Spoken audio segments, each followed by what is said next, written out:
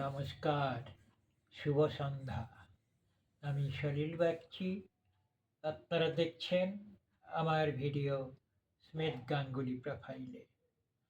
এখন এই সন্ধ্যায় আমি আপনাদের কাছে নিয়ে এসেছি আমার লেখা একটি কবিতা। সেই কবিতাটি এখন আমি পাঠ করে শোনাচ্ছি। আপনারা দেখুন, শুনুন, আমাকে লাইক দিন, কমেন্ট করুন, সাবস্ক্রাইব করুন।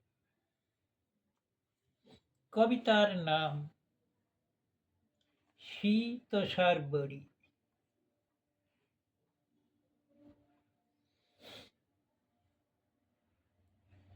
আবার এই শীতের মাঝে তুমি কেন এলে সাতবড়ি? লজ্জাহীনা উলঙ্গ তুষারাভরণে তোমার দেহের আব্রু কোথায়? তা তুমি কোথায় ফেলে এলে? তুমি তো ভিখারিনী নাও, তাকিয়ে দেখো শীত আবরণহীন যারা রয়েছে তোমার চারপাশে। একবারও তাদের কথা ভাবলে না? তাদের কষ্ট কি তুমি ভাগ করে নেবে করুণায়?